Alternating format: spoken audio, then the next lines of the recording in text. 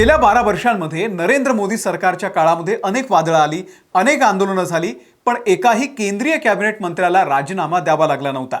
पण 20 जुलै 2026 ला जंतर मंतरवरून निघालेल्या एका आंदोलनानं कॉकरोच जनता पार्टी म्हणजे सीजेपीच्या बॅनरखाली रस्त्यावरती उतरलेल्या लाखो तरुण विद्यार्थ्यांच्या आक्रोशानं दिल्लीच्या तख्ताला असा हादरा दिला की काही दिवसांमध्येच केंद्रीय मंत्र्याला राजीनामा द्यावा लागला. शिक्षण मंत्री धर्मेंद्र प्रधान यांनी आपला राजीनामा सोपवला.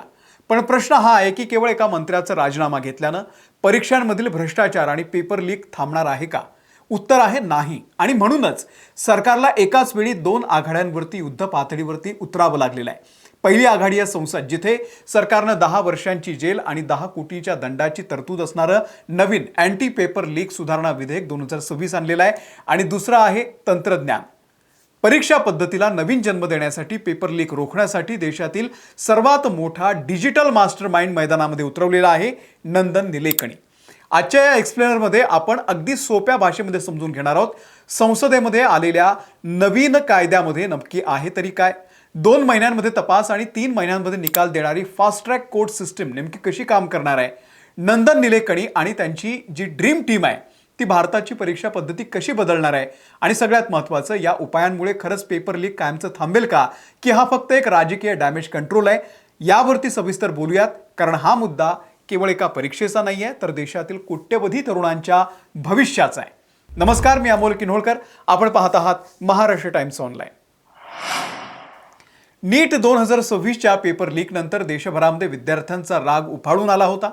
20 जुलै रोजी जेव्हा विद्यार्थी संसदेवरती धडकले तेव्हा झालेल्या पोलीस कारवाईनं आगीमध्ये तेल ओतण्याचं काम केलं. विरोधकांनी संसदेचं कामकाज रोखून धरलं.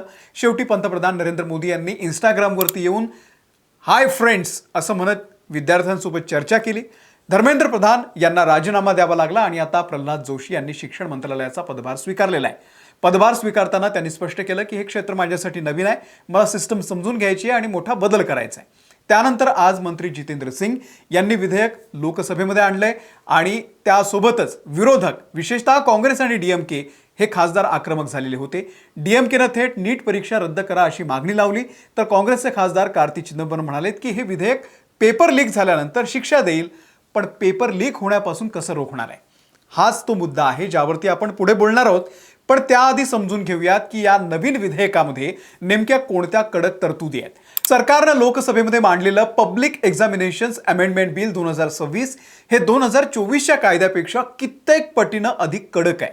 या विधेयकामध्ये मुख्यत्वे 4 मोठे बदल करण्यात आलेले आहेत. पहिला बदल, गुन्हेगारांसाठी कठोर कारावास आणि 5 पटीनं दंड. आधीच्या कायद्यामध्ये 3 ते 5 वर्ष जेल होती, ती आता 5 ते 10 वर्ष करण्यात आलेली आहे, लक्षात घ्या. आणि दंडाची रक्कम 10 लाखांवरून थेट 5 पटीनं वाढवून 50 लाख रुपये करण्यात आलेली आहे. दुसरा आहे खाजगी कंत्राटदार आणि कंपन्यांवरती थेट डिजिटल सर्जिकल स्ट्राईक. परीक्षा घेणाऱ्या, प्रश्नपत्रिका छापणाऱ्या किंवा सर्व्हर पुरवणाऱ्या खाजगी कंपन्या जर घोटाळ्यात सापडल्या तर त्यांना 5 कोटी रुपयांपर्यंतचा दंड ठोठावला जाईल. पूर्वी अशा कंपन्यांवरती 4 वर्षांची बंदी होती, ती आता 8 वर्षांसाठी ब्लॅकलिस्ट केली जाईल. कंपनीचे संचालक किंवा मॅनेजमेंट सहभागी असेल तर संचालकांना किमान 5 वर्षांची जेल आणि 5 कोटी रुपये दंड असेल. 3, परीक्षा माफियांचा खात्मा. जे संघटित गुन्हेगार किंवा माफिया गँग पेपर लीक करून कोट्यवधी रुपये कमवतात त्यांच्यासाठी किमान 7 ते 10 वर्षांची जेल आणि 10 कोटींचा दंड. आणि चौथं, तपासाची मुदत आणि फास्ट ट्रॅक न्यायालय. हा या विधेयकातला सगळ्यात महत्त्वाचा भाग आहे. केंद्र आणि राज्याची तपास यंत्रणा असो किंवा स्पेशल टास्क फोर्स असो, यांना 2 महिन्यांच्या आत तपास पूर्ण करावा लागेल. प्रत्येक राज्य आणि केंद्रशासित प्रदेशामध्ये विशेष फास्ट ट्रॅक कोर्ट स्थापन केले जातील. चार्जशीट दाखल झाल्यापासून दररोज सुनावणी म्हणजे डे टू डे ट्रायल होईल आणि 3 महिन्यांमध्ये खटला निकाली काढावाच लागेल. या विधेयकातील 15 बेकायदेशीर गोष्टी अशा आहेत ज्या गुन्हा म्हणून मांडल्या गेलेल्या आहेत, ज्यामध्ये पेपर लीक करणं, OMR शीट बदलणं, बनावट वेबसाईट बनवणं आणि डमी हॉल तिकीट तयार करणं अनेकांचा समावेश आहे. थोडक्यात काय तर कायद्याचा धाक निर्माण करून गुन्हेगारांचं कंबरडं मोडणं सरकारचा उद्देश आहे. आता येऊयात सर्वात महत्त्वाच्या प्रश्नावरती. कायदा कडक झाला पण पेपर लीक होणं बंद कसं होणार आहे? याच प्रश्नाचं उत्तर शोधण्यासाठी पंतप्रधान मोदींनी एक हाय पॉवर्ड टास्क फोर्सची स्थापना केलेली आहे आणि त्याचे प्रमुख बनवलेले आहेत नंदन निलेकणी. आता तुम्ही विचार कराल की नंदन निलेकणीच का? ज्या माणसानं भारतातील 1.25 कोटी जनतेची डिजिटल ओळख असणारं आधार कार्ड यशस्वीरित्या तयार केलेलं आहे, ज्या माणसानं जगातील सर्वात मोठी डिजिटल पेमेंट प्रणाली म्हणजे UPIची स्थापना करण्यामध्ये महत्त्वाची भूमिका बजावलेली आहे, तोच माणूस आता भारताच्या परीक्षा पद्धतीचा डिजिटल रिबूट करणार आहे. पण निलेकणी एकटे नाही आहेत, त्यांच्यासोबत देशातील 6 टॉप माइंड्सची ड्रीम टीम देण्यात आलेली आहे. पहिले आहेत एस सोमनाथ, माजी इस्रो प्रमुख आहेत. इस्रोच्या उपग्रह प्रक्षेपणासारखी 0 एरर अचूकता परीक्षांच्या अंमलबजावणीमध्ये आणणं हे त्यांचं काम आहे. दुसरे आहेत पवन डेका, माजी IB प्रमुख आहेत. गुप्तचर यंत्रणेचा वापर करून स्थानिक पेपर लीक माफियांचं जाळं उद्ध्वस्त करणं त्यांचं काम असेल. तिसरे आहेत प्राध्यापक V कामाकोटी, संचालक आहेत IIT मद्रासचे. सायबर सुरक्षा आणि संगणक आधारित परीक्षांचं सर्व्हर हॅकिंग प्रूफ करणं त्यांचं काम असेल. चौथ्या आहेत अनिता करवाल, माजी शिक्षण सचिव आहेत. प्रशासकीय नियम आणि शैक्षणिक धोरणांची सांगड घालणं ते काम करतील. पाचव्या आहेत अमृतलाल मीना, लॉजिस्टिक तज्ज्ञ आहेत.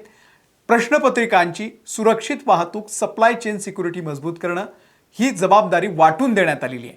आणि ही टीम नेमकं कसं काम करणार आहे तर भविष्यामध्ये नीट किंवा इतर परीक्षांच्या कागदी प्रश्नपत्रिका छापणं बंद केलं जाऊ शकतं. परीक्षेच्या अवघ्या 30 मिनिटाआधी थेट सेंटरवरती कॉम्प्युटराइज एन्क्रिप्टेड कोडद्वारे प्रश्नपत्रिका पाठवल्या जातील.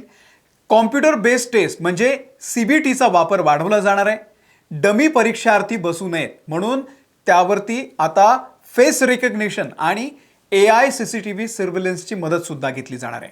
कागदावरती किंवा कायद्यामध्ये या सगळ्या गोष्टी खूप छान वाटतात, पण वास्तवाचं भान ठेवणंही तितकंच गरजेचं आहे. भारतातील Tier 3, Tier 4 शहरं आणि ग्रामीण भागामध्ये आज कुठे कॉम्प्युटर लॅब नाही आहेत, तर कुठे इंटरनेटचा पत्ता नाही आहे. लाखो विद्यार्थ्यांची कॉम्प्युटरवरती एकाच वेळी परीक्षा घेणं ही फार मोठी पायाभूत अडचण आहे. बहुतेक पेपर लीक हे हॅकिंगमुळे होत नाहीत, तर ते प्रिंटिंग प्रेस, वाहतूक करणारे ड्रायव्हर्स किंवा परीक्षा केंद्रावरील कर्मचाऱ्यांच्या लाचखोरीमुळे होतात. कायदे कितीही कडक केले तरी मानवी भ्रष्टाचार रोखणं हे तपन डेका आणि लॉजिस्टिक्स टीमच्या समोरचं सर्वात मोठं आव्हान असेल. विरोधी पक्षांचा आरोप आहे की जेव्हा जेव्हा मोठा घोटाळा होतो तेव्हा सरकार कमिटी किंवा टास्क फोर्स स्थापन करून वेळ मारून नेते आणि त्यामुळे निलेकणी टास्क फोर्सला केवळ अहवाल देऊन चालणार नाहीये, तर आगामी काही महिन्यांमध्ये होणाऱ्या परीक्षांमध्ये त्याचा परिणाम प्रत्यक्ष दाखवून द्यावा लागेल. शेवटी मुद्दा एकाच गोष्टीवरती येऊन थांबतो, विश्वास. ज्या देशामध्ये रात्री अपरात्री अभ्यास करून आईवडिलांचं आयुष्यभराचं उत्पन्न पणाला लावून मुलं नीट आणि स्पर्धा परीक्षांची तयारी करतात, त्या मुलांचा या देशाच्या परीक्षा पद्धतीवरचा विश्वास उडालेला होता. धर्मेंद्र प्रधान यांचा राजीनामा, संसदेतील 10 वर्षाच्या जेलचा नवीन कायदा आणि नंदन निलेकणी यांची तांत्रिक क्रांती, या सगळ्या गोष्टी जर कागदावरती उतरून प्रत्यक्षात अंमलात आल्या तर खरंच भारतामध्ये या तरुण पिढीला मोठा विश्वास मिळेल.